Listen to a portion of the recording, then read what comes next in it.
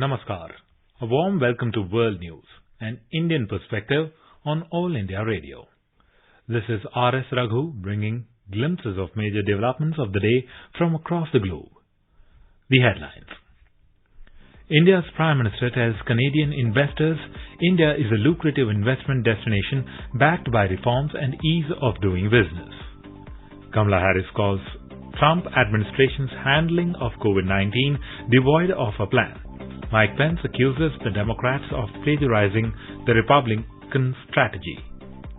New Delhi reaffirms support for the Afghan peace process and its resolve to deepen ties with Kabul. India calls UN to energize itself to eliminate terrorism and take strong measures against states supporting it. Nobel Prize for Literature this year goes to American poet Louis Gluck.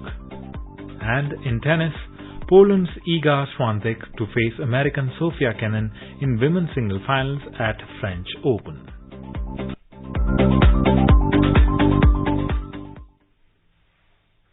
Prime Minister of India, Mr. Narendra Modi addressed the Invest India conference in Canada through video conferencing today. Giving a clarion call to attract investors to India, he said, India has all the necessary vitals which make it lucrative investment destination. There is an opportunity for everyone, institutional investors, manufacturers, supporters of innovations, ecosystems, and infrastructure companies. There is an opportunity to invest, to set up units, and to run businesses. There is an opportunity to partner with our private sector and with the governments. There is an opportunity to earn as well as learn. Not only that, as well as to lead. There is an opportunity to grow. Mr. Modi highlighted the reforms brought in by the government like relaxation in FDI norms, easing the tax regime, and significant changes for a robust bond market. This has resulted in substantial improvement in country's ranking in terms of ease of doing business. The Indian Prime Minister further said that the country emerged as a pharmacy center of the world during the pandemic. It has also extended assistance to more than 150 countries by ensuring supplies of life-saving drugs. Moving on to U.S. elections, Vice President Mike Pence and Democratic challenger Kamala Harris faced off in the only vice presidential debate on Wednesday evening in Salt Lake City, Utah.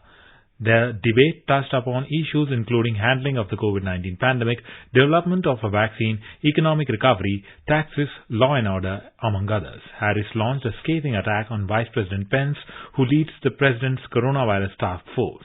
She described the Trump administration's handling of the COVID-19 pandemic as the greatest failure of any presidential administration in the history of the U.S. American people have witnessed the greatest failure of any presidential administration in the history of our country. 210,000 dead people in our country. Over 7 million people who have contracted this disease. 1 in 5 businesses closed. They knew and they covered it up. And in spite of all of that, today they still don't have a plan. And our plan is about a national strategy for contact tracing, for testing, for administration of the vaccine, and making sure that it will be free for all. In his response, Pence accused the Democrats of plagiarism for calling Trump administration's strategy of handling the pandemic as theirs. President Donald Trump has put the health of America first. Before, there were more than 5 cases in the United States, all people who had returned from China. President Donald Trump suspended all travel from China. The reality is, when you look at the Biden plan, it reads an awful lot like what President Trump and I and our task force have been doing every step of the way. It talks about advancing testing, creating new PPE, developing a vaccine. It looks a little bit like plagiarism, which is something Joe Biden knows a little bit about. Afghanistan's top peace negotiator Dr. Abdullah Abdullah today met Prime Minister of India, Mr. Narendra Modi, to discuss the ongoing Afghan peace process. Prime Minister Modi assured him of India's support for the peace process. He also reaffirmed the country's resolve to deepen ties with Afghanistan.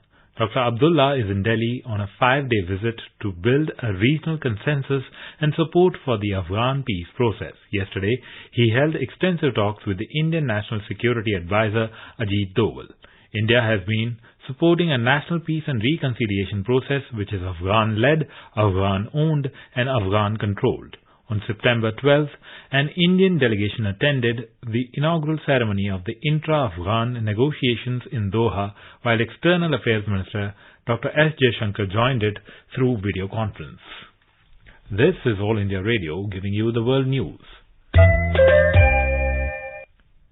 Taking a jibe at Pakistan, India has urged the United Nations to revive its energy to play a greater role in maintaining international peace and security to counter terrorism. India's representative at the World Body said that the UN needs to coordinate with agencies like Financial Action Task Force FATF to counter terrorism. He was addressing the 6th Committee of the 75th session of the United Nations General Assembly on measures to eliminate international terrorism. New Delhi urged the UN to focus on elimination of terrorists, disruption of terror organizations and networks. It also called for strong measures against states that encourage, support and finance terrorism. The Indian representative appealed to the UN and its member states to consider the rights of the victims of terrorism and obligation of states towards them under international law.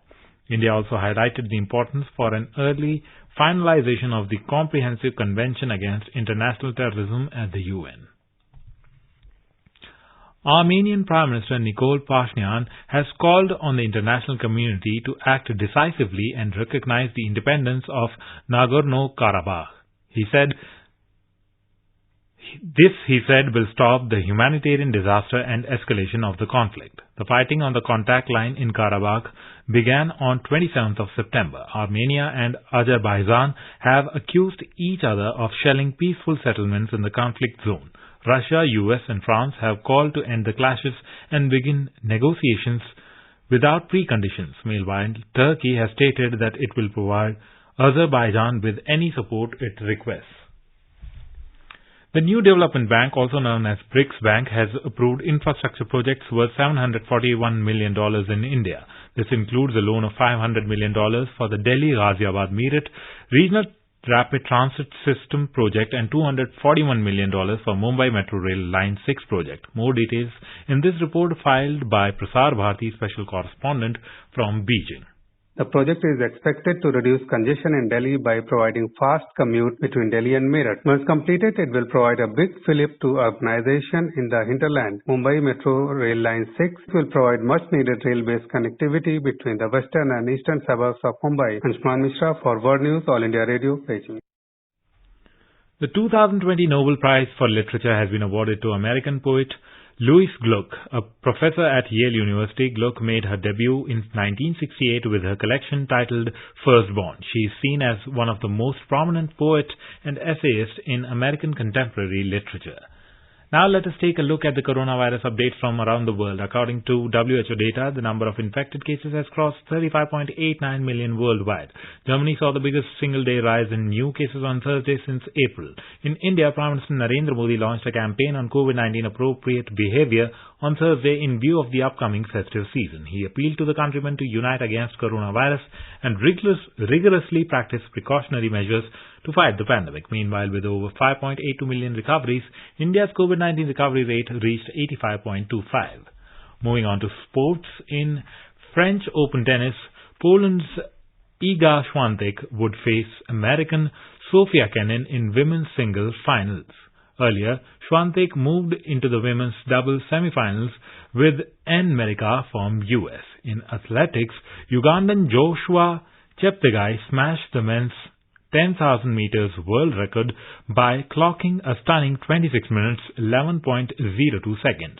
In the women's 5,000 meters, Ethiopia's Letsenbeth Gede demolished the earlier world record in 14 minutes 6.62 seconds in Valencia on Wednesday. India is celebrating the 151st birth anniversary of Mahatma Gandhi. Before we end, let us listen to Vaishnavajan by artists from Mongolia.